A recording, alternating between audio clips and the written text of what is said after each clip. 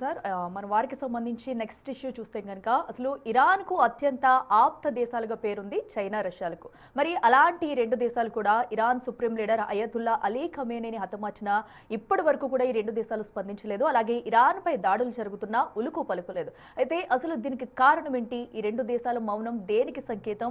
ఈ దాడులతో అంటి ముట్టకుండా ఉండడానికి కారణం ఏంటి అనేది కూడా ఇప్పుడు ప్రస్తుతం అయితే పెద్ద క్వశ్చన్ గా కనిపిస్తుంది. సో ఎందుకంటే ఫస్ట్ నుంచి కూడా సపోర్ట్ గా ఉంటూ రెండు దేశాలు ఆప్త దేశాలు చెప్పొచ్చు. సో అలాంటిది ఇప్పుడు ఎందుకు ఈ రెండు దేశాలు ఇంత సైలెంట్ గా ఉన్నాయి? దీని వెనకాల ఎలాంటి రీజన్స్ ఉంటాయనుకోవచ్చు, లేదంటే ఇంకా యుద్ధం కొనసాగుతూనే ఉంది కాబట్టి సో మధ్యలో ఏమైనా ఎంట్రీ అయ్యే ఛాన్సెస్ ఉందా? లేదంటే అటు ట్రంప్ తరపు నుంచి కానీ ఇటు ఇరాన్ తరపు నుంచి కానీ అసలు రెండు దేశాలు ఎప్పుడు స్పందిస్తాయనేది కూడా ప్రస్తుతం అయితే ఒక డౌట్ఫుల్ గా ఉందని చెప్పాలి. సో దీనిపై కూడా మాట్లాడదాం. ఎస్ సార్, మనం చూస్తున్నాం కదా, యుద్ధానికి సంబంధించి కూడా ఇప్పటి వరకు అటు రష్యా కానీ ఇటు చైనా కూడా రెండు స్పందించకపోవడానికి అసలు రీజన్ ఏమై ఉంటుందంటారు? ఎవరు చెప్పారు స్పందించలేదని? మీరు 4 పదాలు వాడారు. ఒకటి స్పందించలేదు, 2 అంటీ ముట్టనట్టున్నాయి, 3 మౌనంగా సైలెంట్గా ఉన్నాయి, 4 ఉలుకు పలుకులేదు. 4 నిజం కాదు. ఆల్రెడీ మీరు గూగుల్లో కొట్టండి, China response on US war on Iran, Russia response on US war on Iran కొట్టండి, వస్తాయి.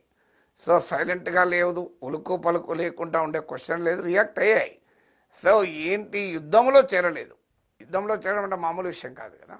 అమెరికాకు రష్యా చైనాల మధ్య ఇరాన్ అమెరికా ఇరాన్ల మధ్య రష్యా చైనా దిగితే యుద్ధం అమెరికా వర్సెస్ ఇరాన్ ఉండదు, అమెరికా వర్సెస్ రష్యా చైనా ఉంటుంది. అది 3వ ప్రపంచ యుద్ధంగా మారిపోతుంది. సో దానికి సిద్ధపడితే తప్ప రంగంలో దిగవు కదా మీకు. అందువల్ల ఇరాన్ రష్యా చైనా స్పందించడం లేదన్నది నిజం కాదు. యుద్ధంలో ఇరాన్కు మద్దతుగా దిగలేదన్నది నిజం. మరి అదే ఎందుకు దిగలేదు అంటే that is the last stage. మరొక వైపు అమెరికా, ఇంకేం కావాలి, ఇంకెవరు కొట్టాడాలి యుద్ధంలో? సో అందువల్ల ఆ లెవెల్ ఆఫ్ వార్కు దేశాలు సిద్ధపడితేనే దిగుతాయి. మీకు క్లాసిక్ కంపారిజన్ ఉక్రెయిన్ చెప్తాను. రష్యా ఉక్రెయిన్పై దాడి చేసి 4 ఏళ్ళు అయింది. మరి ఇప్పటికైనా అమెరికా దిగిందా, యూరోప్ దిగిందా ఉక్రెయిన్కు మద్దతుగా? ఈవెన్ టుడే 4 ఏళ్ళు ఉక్రెయిన్లోని 20% భూభాగాన్ని రష్యా ఆక్రమించుకుంది. మరి అమెరికా ఎందుకు దిగలేదు, యూరోప్ ఎందుకు దిగలేదు? ప్రెసిడెంట్ జెలెన్స్కీ మొత్తుకున్నాడు కూడా, నాకు నాటో మెంబర్షిప్ ఇవ్వండి.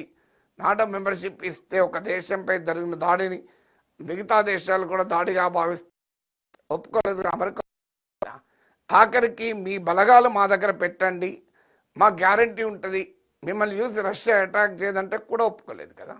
చివరకు రష్యాలో డీప్ ఇన్సైడ్ రష్యా అటాక్ చేస్తాను, నాకు ఆయుధాలు ఇవ్వండి అంటే కూడా ఒప్పుకోలేదు. ఆఖరికి మా గగనతలాన్ని నోఫ్లై జోన్గా ప్రకటించండి అని అడిగాడు జెలెన్స్కీ. అంటే అప్పుడు అమెరికా స్పష్టంగా చెప్పింది, బైడెన్ చెప్పాడు, ఈవెన్ ట్రంప్ కూడా కాదు, మీరు మీ ఉక్రెయిన్ స్కైస్ని నోఫ్లై జోన్గా ప్రకటిస్తే మేము గగనతలంలో రష్యాతో ప్రత్యక్ష ఘర్షణకు దిగాల్సి ఉంటుంది, దానికి మేము సిద్ధంగా లేము అని చెప్పేశారు. మరి 4 ఏళ్ళుగా యుద్ధం జరుగుతున్నా, ఉక్రెయిన్ను బీభత్సంగా అటాక్ చేస్తున్నా, ఉక్రెయిన్లోని 20% భూభాగాన్ని రష్యా ఆక్రమించుకున్నా అమెరికా యూరోప్ ఎందుకు రంగంలో దిగలేదు? అమెరికా యూరోప్ రంగంలో దిగితే థర్డ్ వరల్డ్ వార్ అయిపోతుంది. రష్యాకు అనుకూలంగా చైనా వస్తుంది, ఉక్రెయిన్కు అనుకూలంగా అమెరికా యూరోప్ వస్తుంది. ఆ స్టేజ్ రాలేదు కనుక వాళ్ళు దిగలేదు. ఇది మొదటి కారణం. ఆ స్టేజ్ అంటూ వస్తే ఇక అది థర్డ్ వరల్డ్ వార్ అయితే తప్ప ఇంకేం కాదు. ఇక రెండవది లిమిటేషన్స్ కూడా. ఇప్పుడు రష్యాకున్న కెపాసిటీలో సో ఉక్రెయిన్ బాటిల్ ఫీల్డ్లో ఉన్న గెయిన్స్ కన్సాలిడేట్ చేసుకోవాలి. అది వదిలేసి మిగతా చోట్లకు రష్యా తన రిసోర్సెస్ డైవర్ట్ చేసే అవకాశమే లేదు. అందుకే మీకు 50 ఏళ్ళు బషర్ ప్రభుత్వాన్ని కాపాడిన రష్యా ఒక దశ వచ్చినాక బషర్ అల్ అసద్కు సేఫ్ ప్యాసేజ్ రష్యాకు తీసుకొచ్చుకొని సిరియాలో బషర్ ప్రభుత్వ పతనం జరుగుతున్న ప్రేక్షక పాత్ర వహించింది రష్యా. ఎందుకంటే Russia is completely back down in Ukraine. ఇప్పుడు తనకు ప్రత్యక్షంగా వ్యూహాత్మక ప్రాధాన్యత కలిగిన ఉక్రెయిన్ వదిలేసి మిత్ర దేశాల కొరకు రష్యా పాకులాడితే ఇక్కడ తన హోమ్ ఫ్రంట్లో ఏం కావాలి? అందువల్ల రష్యాకున్న రిసోర్సెస్ ఎనర్జీ అంతా ఉక్రెయిన్లో కాన్సన్ట్రేట్ చేసింది కనుక రష్యా దిగలేదు రంగంలో. చైనా ఫారిన్ పాలసీ మొదటి నుంచి కూడా తన పైన దాడి జరిగితే ఊకోదు, తన స్ట్రాటజిక్ ఇంట్రెస్ట్లను ఏమాత్రం కదిలించడం ఊరుకోదు. ఇప్పుడు మీకు తైవాన్ విషయంలో జపాన్ ప్రైమ్ మినిస్టర్ వ్యాఖ్య చేస్తే చైనా దాదాపు యుద్ధానికి దిగినంత పనిచేసింది. అలాగే అమెరికా ఒక్క మాట అంటే చైనా ఏకంగా తైవాన్ ముట్టడించింది. సో తన స్ట్రాటజిక్ ఇంట్రెస్ట్ల విషయంలో చైనా చాలా కఠినంగా ఉంటుంది. కానీ అమెరికా లాగా గ్లోబల్ డామినేషన్ను చైనా ఇప్పటికిప్పుడు కోరుకోవడం లేదు. తన అమెరికాకు ఒక ప్యారలల్ పవర్గా ఎదగాలని కోరుకుంటుంది తప్ప ప్రపంచంలో తన మిత్రులందరినీ కాపాడే దేశంగా చైనా ఎలా కాలేదు. మీకు అదంతెందుకు, ఇరానే కాదు, వెనిజులా విషయంలో కూడా చైనా రష్యాలు ఏం రంగంలోకి దిగలేదు కదా మధురను కాపాడటానికి. సో అది రెండవ రీజన్. అంటే చైనా రష్యాలు ఇప్పుడున్న సిచ్యువేషన్లో వారి ఆబ్జెక్టివ్స్, వారి వ్యూహాత్మక లక్ష్యాలు వేరు. అది రెండవ కారణం. మూడవ కారణం ఏంటంటే Trump is highly unpredictable. Trump ఎప్పుడేం చేస్తాడో ఎవరికీ తెలియదు. అంత దుందుడుకు ప్రెసిడెంట్ అమెరికాలో ఉండగా, అంత అన్ప్రిడిక్టబుల్ ప్రెసిడెంట్ అమెరికాగా ఉండగా రష్యా చైనా రిస్క్ కూడా తీసుకోలేవు. అది వెరీ వెరీ హై రిస్క్ అవుతుంది. సో ట్రంప్ ఏం చేస్తాడో తెలియదు కనుక దానికి గందరగోళం కూడా చాలా ఎక్కువగా ఉండేటువంటి అవకాశం కూడా ఉంటుంది. నాలుగవది, రష్యాకు ఉన్నాయి అనేక మంది రష్యన్ స్పీకింగ్ ఇజ్రాయలీస్ ఉన్నారు. రష్యన్ స్పీకింగ్ ఇజ్రాయలీ మిలిటరీలో కూడా కీలక పాత్రలో ఉన్నారు. మీకు రష్యన్ అనేది ఇజ్రాయిల్లో వన్ ఆఫ్ ది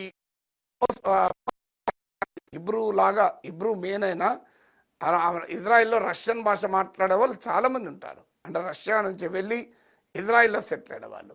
సో అందువల్ల డైరెక్ట్ స్టేక్స్ కూడా లేవు. ఇప్పుడు ఇజ్రాయిల్ ఏమైనా చైనీస్ స్ట్రాటజిక్ ఇంట్రెస్ట్లకు ఇజ్రాయిల్ ఏమైనా ఇబ్బంది పెట్టిందా? ఇప్పుడు ఆ రీజన్లో Israel, Saudi Arabia, United Arab Emirates, Bahrain, మీరు ఖతార్, ఈ దేశాలన్నింటినీ కాదని చైనా, రష్యా, ఇరాన్తో ఎందుకు ఉంటాయి? ఇప్పుడు ఉదాహరణకు చైనాకు సౌదీ అరేబియాకు మధ్య బ్రహ్మాండమైన రిలేషన్స్ ఉన్నాయి. చైనాకు యుఏఈకి మధ్య రిలేషన్స్ ఉన్నాయి. ఒక్కసారి చైనా, రష్యా ప్రత్యక్షంగా ఇరాన్కు అండగా దిగితే మిగతా అరబ్ దేశాలందరినీ వదులుకోవాల్సి ఉంటుంది. దానికి ఎందుకుంటాయి చైనాకు, రష్యాకు ఏంటి ఇంట్రెస్టు? ఏ మేరకైనా ఇరాన్ను ఆదుకోవటానికి సిద్ధంగా ఉండొచ్చు, కానీ డైరెక్ట్ అమెరికాతో యుద్ధానికి దిగాలి అంటే తమ స్ట్రాటజిక్ ఇంట్రెస్ట్ అన్నింటినీ వదులుకోవాల్సి ఉంటుంది. ఆ పని చైనా, రష్యా చేయడానికి సిద్ధంగా లేవు కూడా. ప్రతి దేశం అలాగే ఉంటుంది. ఇప్పుడు అమెరికా కూడా అదే చేసింది. ఇంతకుముందు అందుకే చెప్పాను, ఉక్రెయిన్ విషయంలో అమెరికా, యూరప్ ఉక్రెయిన్కి ఆయుధాలు ఇచ్చాయి, అన్ని రకాల సాయం చేయాలి, కానీ బియాండ్ అ పాయింట్ దాటలేదు. ఆ బియాండ్ అ లైన్, ఆ లైన్ దాటలేదు. ఆ లైన్ లోపలే ఉన్నారు తప్ప ఆ లైన్ దాటలేదు. ఓకే.